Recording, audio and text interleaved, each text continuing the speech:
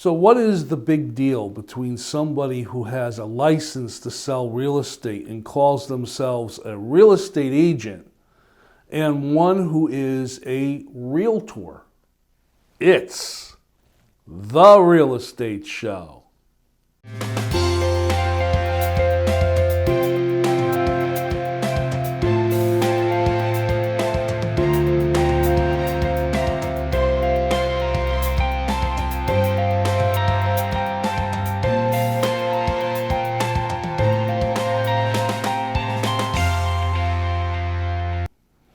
Welcome to The Real Estate Show. My name is Rick Naples. I am the owner-broker of Zone Realty LLC. You zone your home in Plainville, Connecticut.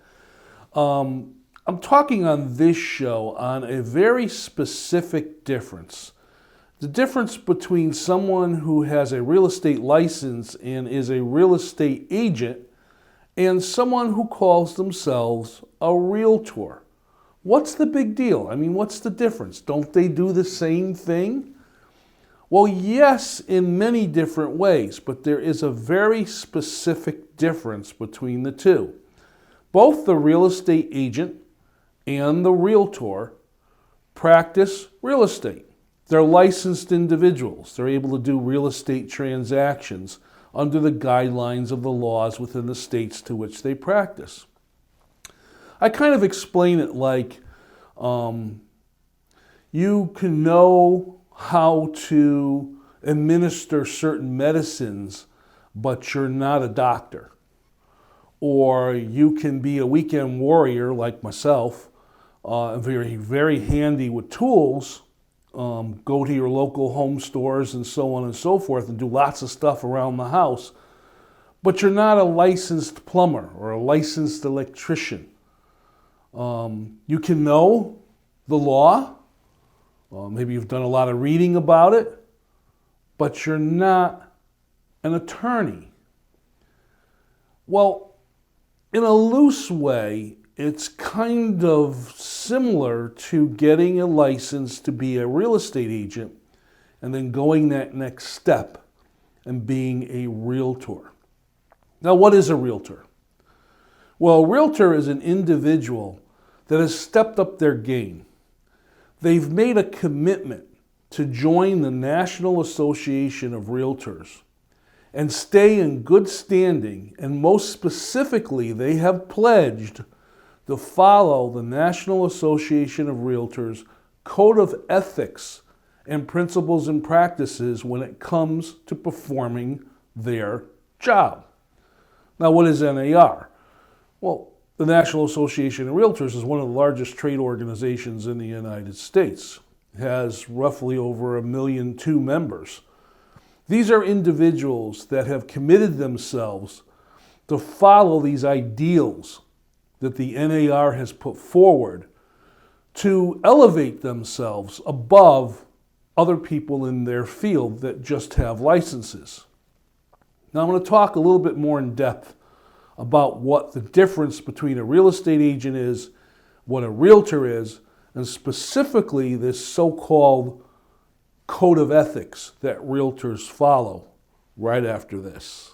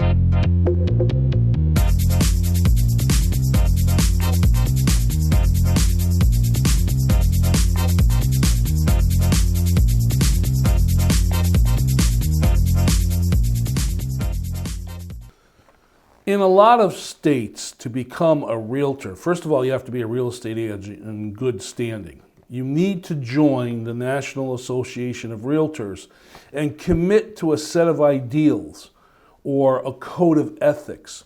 The code of ethics, which is this particular information that's right here, is a number of articles that guide the realtor in the way that they conduct themselves professionally and also maybe the way they conduct themselves personally. It sets them above. It means that they've made a commitment to their industry to follow a set of rules.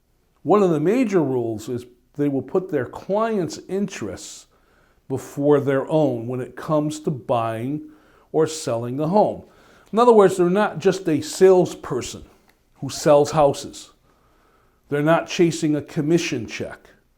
They've made the commitment that their job, their mission is to help you, the consumer, find or sell a home of your choice.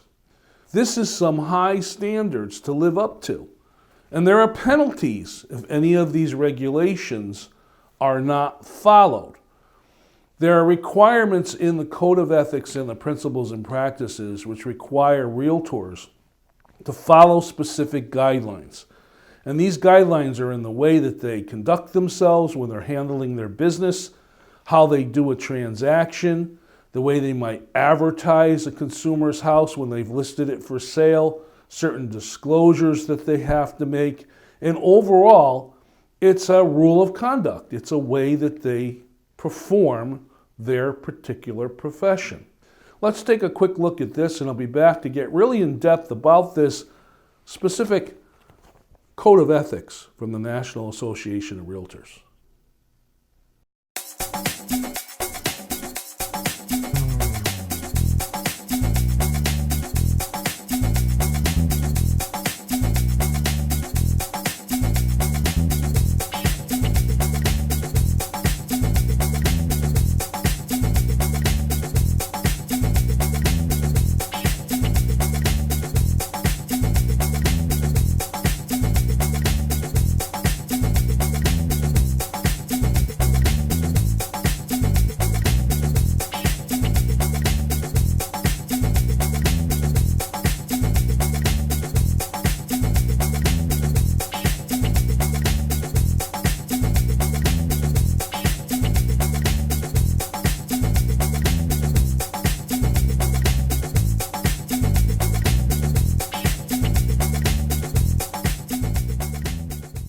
The preamble or the beginning of the code of ethics that realtors follows starts with the words, "Under all is the land."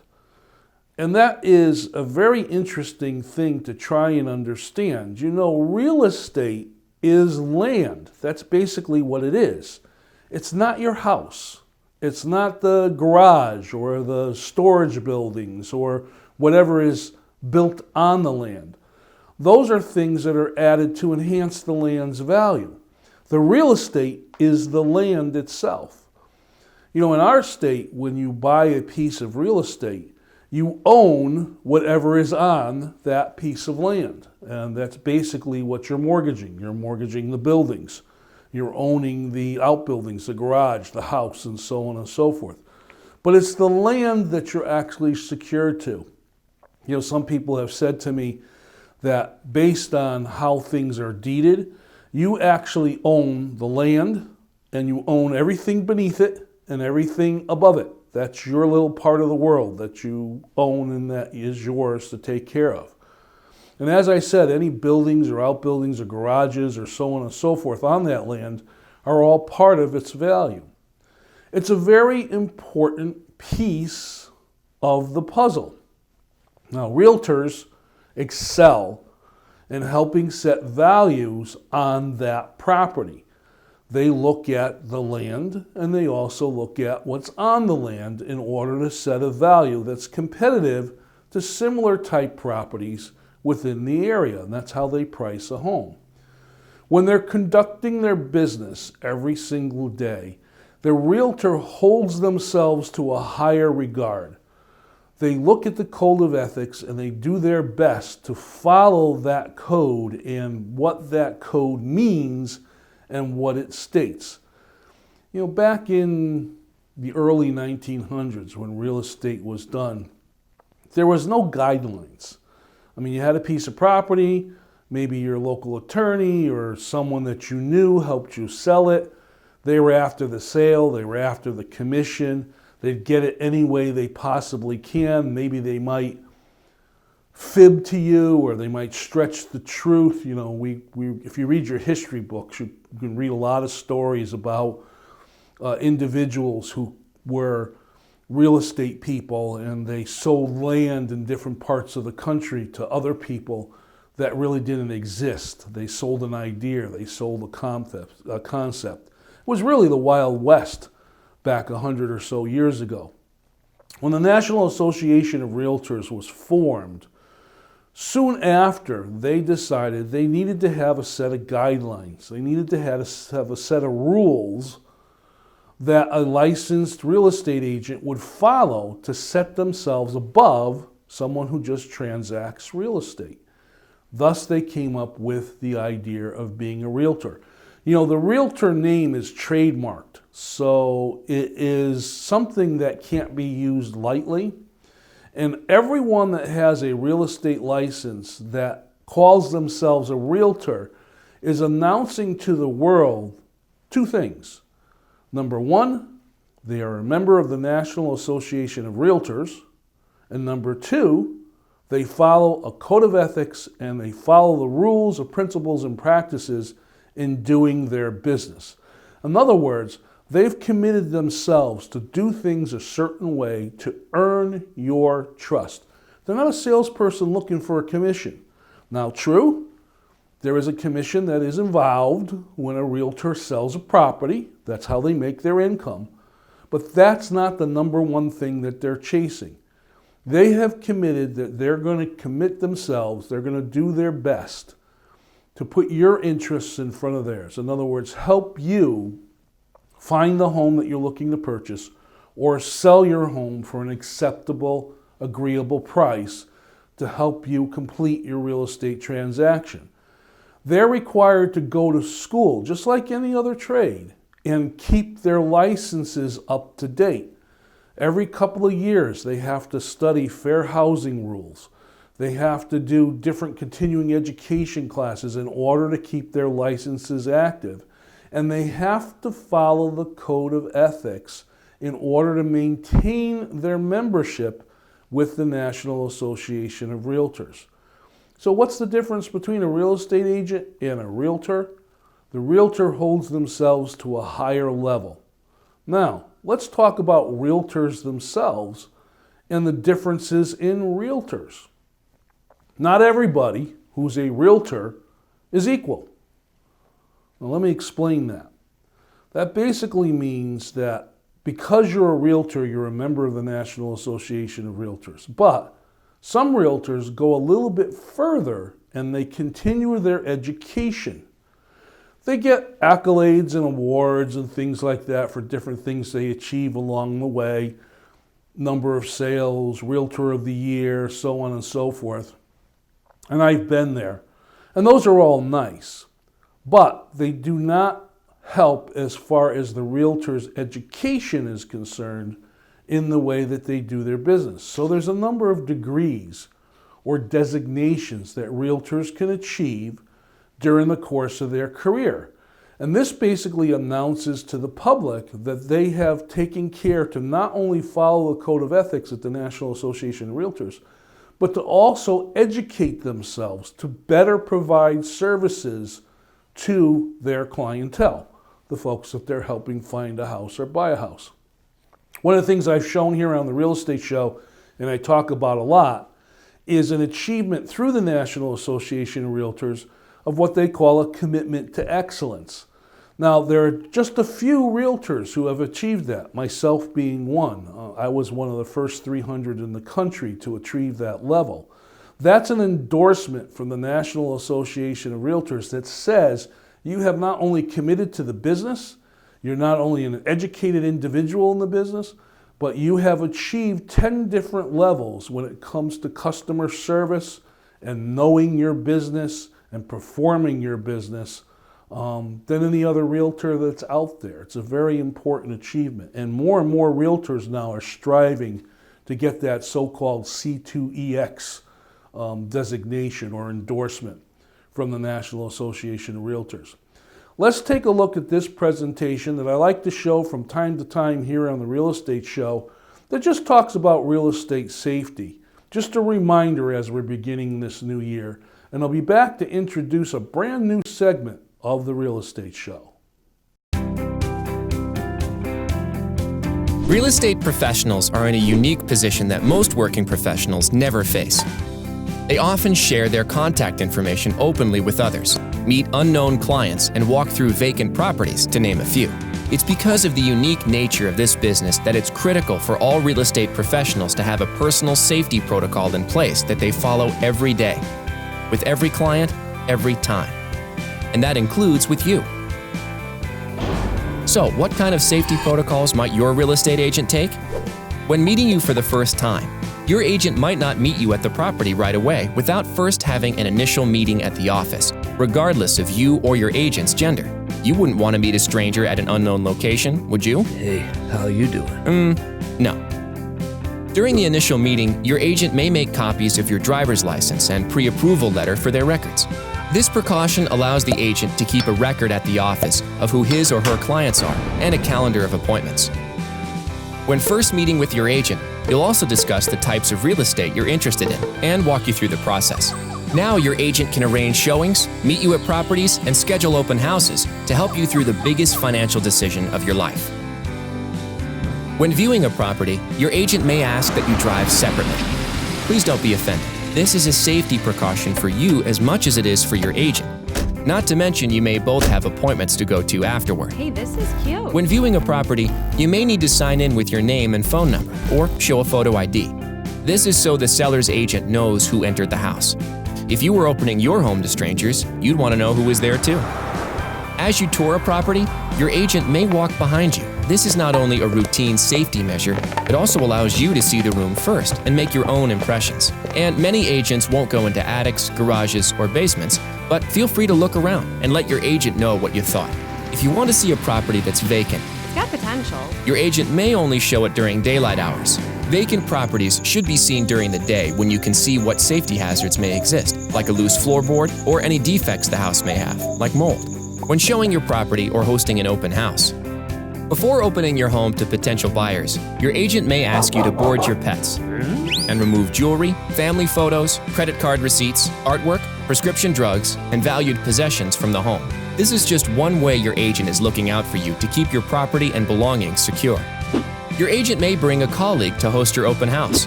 If there are several potential buyers walking through the home, even better to have two agents on hand to answer questions and keep an eye on things. Safety is an important part of real estate, and we appreciate you respecting the protocols and processes that have been put into place to keep you and your agent safe.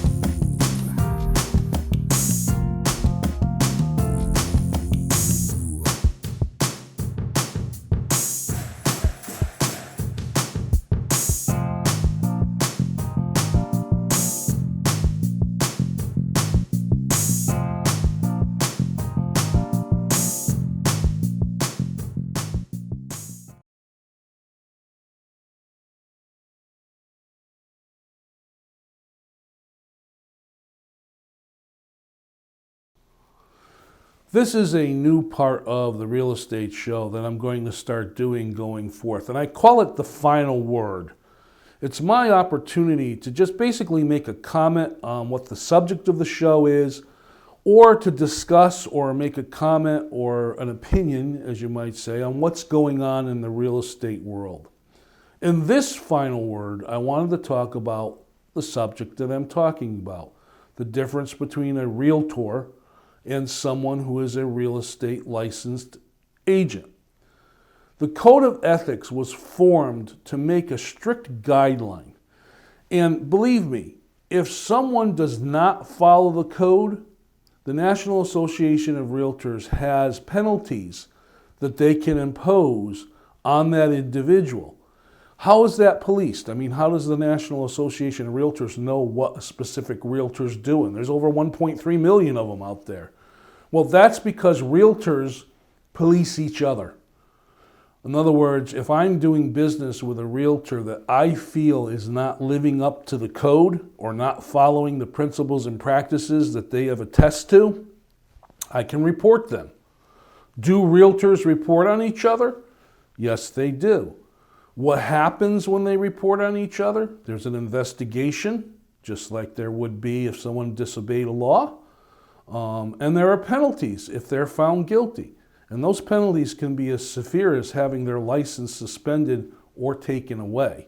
So it's really important that every single person out there that gets a license and becomes a realtor knows that code of ethics. And they do their best to live up to that code and those principles and practices when they're doing business with you. My name is Rick Naples. This is The Real Estate Show. Thanks for watching.